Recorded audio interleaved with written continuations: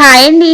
నేను మీ Soundarya. Welcome back to our channel. ఈ రోజు వీడియోలో అందరికీ ఎంతో ఇష్టమైన మిరపకాయ బజ్జీని ఎలా తయారు చేసుకోవాలో నేను మీకు ఈ వీడియోలో చూపించబోతున్నాను. నేను 100% గా చెప్తున్నాను. ఈ ప్రాసెస్ లో కనుక మిర్చి బజ్జీ ప్రిపేర్ చేశారంటే మనము బయట కొన్నట్టుగానే టేస్ట్ మాత్రం చాలా చాలా బాగుంటుంది. చాలా ఈజీగా చాలా సింపుల్ గా ప్రిపేర్ చేసుకోవచ్చు. ఈ ప్రాసెస్ లో మిర్చి బజ్జీ కనుక తయారు చేశారంటే పైన క్రిస్పీగా లోపల సాఫ్ట్ గా టేస్ట్ మాత్రం భలే బాగుంటుంది. మరి ఇంకెందుకు ఆలస్యం ప్రాసెస్ లోకి వెళ్ళిపోదాము. నేనైతే ఇక్కడ ఒక 15 వరకు మిర్చి బజ్జీని తీసుకున్నాను. చూడండి, వీడియోలో చూపిస్తున్నట్టుగా మరీ లావుగా కాకుండా అలా అని సన్నగా కాకుండా ఈ విధంగా మీడియం సైజ్ లో ఉన్న మిరపకాయల్ని తీసుకోవాలి. ఈ మిరపకాయల్ని ఒక్కొక్కటిగా తీసుకొని ఈ విధంగా మధ్యలో ఘాట్లు పెట్టుకోవాలి. ఈ విధంగా మిరపకాయకి ఘాట్లు పెట్టుకున్న తర్వాత లోపల ఉన్న గింజల్ని అయితే తీసేయాలి. మీరు స్పైసీ ఎక్కువగా కావాలి అనుకుంటే ఈ గింజల్ని తీసేయాల్సిన అవసరం లేదండి.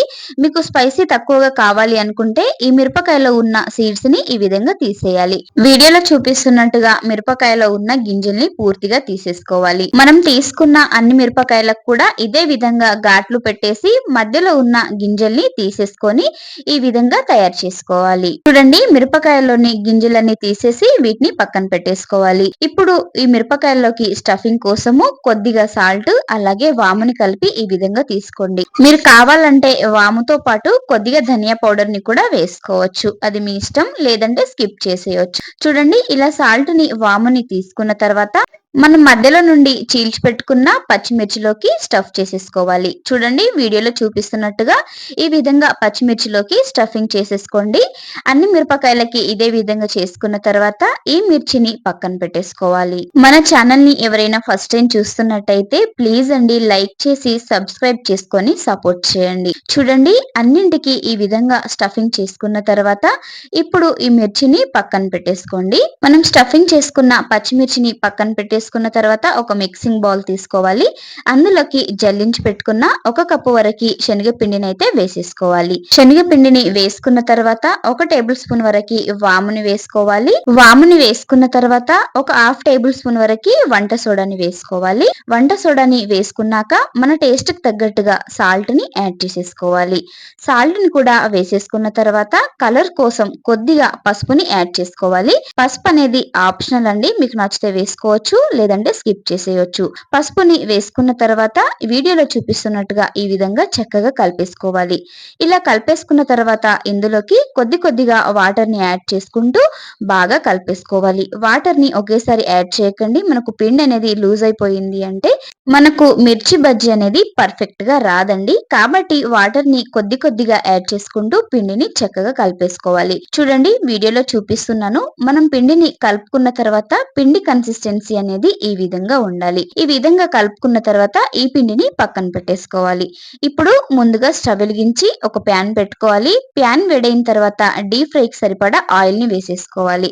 మనకు ఆయిల్ అనేది బాగా హీట్ అవ్వకూడదండి, అలానే తక్కువ హీట్ లో ఉండకూడదు. మనకు ఆయిల్ అనేది మీడియం హీట్ లో ఉండాలండి. మనకు ఆయిల్ వేడైన తర్వాత మనం ముందుగా స్టఫ్ చేసి పెట్టుకున్న పచ్చిమిర్చిని తీసేసుకొని మనం తీసుకున్న పచ్చిమిర్చికి పిండి అనేది పూర్తిగా కవర్ అయ్యేటట్టుగా కవర్ చేసేసుకొని మనము హీట్ చేసుకున్న ఆయిల్ లోకి మిర్చి బజ్జీలాగా వేసేసుకోవాలి. చూడండి, వీడియోలో చూపిస్తున్నాను. వీడియోలో చూపిస్తున్నట్టుగా ఒక్కొక్క మిర్చిని తీసేసుకొని ఆయిల్ లోకి వేసేసుకోవాలి. మనము మిర్చి బజ్జీని వేసేటప్పుడు ఒకవైపు మిర్చి కనిపించేలాగా మిర్చి బజ్జీలు వేసుకోండి. మిర్చి బజ్జీలు వేసుకునేటప్పుడు మనము కాస్త మిర్చి కనిపించేలాగా వేసుకున్నామంటే మనకు మిర్చి బజ్జీలో ఉన్న మిరపకాయ అనేది చాలా చక్కగా ఫ్రై అయిపోతుందండి. కాబట్టి ఈ విధంగా వేసేసుకోవాలి. ఇలా వేసుకున్న తర్వాత గ్యాస్ ని మీడియం ఫ్లేమ్ లో పెట్టేసి చక్కగా ఫ్రై చేసుకోవాలి. ఒకవైపు ఫ్రై అయిపోయిన తర్వాత మరొక వైపుకి టర్న్ చేసేసుకోవాలి. మనకు చూడండి, మిర్చి బజ్జీలు చాలా చక్కగా ఫ్రై అయిపోతున్నాయి కదా.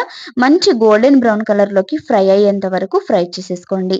మనం వేసుకున్న మిర్చి బజ్జీ లోపల మిరపకాయ కూడా చూడండి చాలా చక్కగా ఫ్రై అయిపోయింది కదా.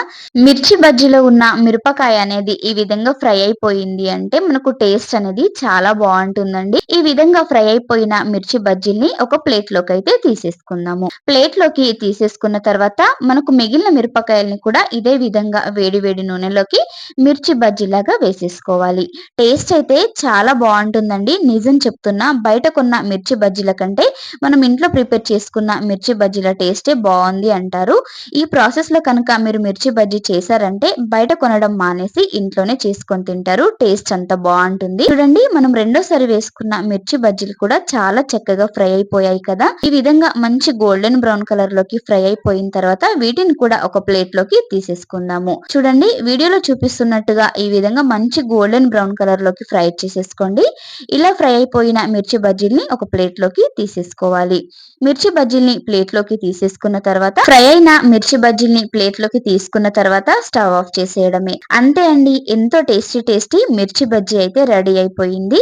ఇలా ప్రిపేర్ చేసిన మిర్చి బజ్జీల్ని ఒక ప్లేట్ లోకి పెట్టి పిల్లలకి ఇచ్చారంటే ప్లేట్ ఖాళీ చేసేస్తారంటే నమ్మండి, టేస్ట్ అంతా బాగుంటుంది. వాతావరణం చల్లగా ఉన్నప్పుడు ఏదైనా స్నాక్స్ తినాలి అని అనిపించినప్పుడు టక్కుమని ఈ మిర్చి బజ్జీని ప్రిపేర్ చేశారంటే చాలా ఇష్టంగా తింటారండి. ఇలా ప్రిపేర్ చేసిన మిర్చి బజ్జీ పైన క్రిస్పీగా లోపల సాఫ్ట్ గా టేస్ట్ మాత్రం భలే బాగుంటుంది.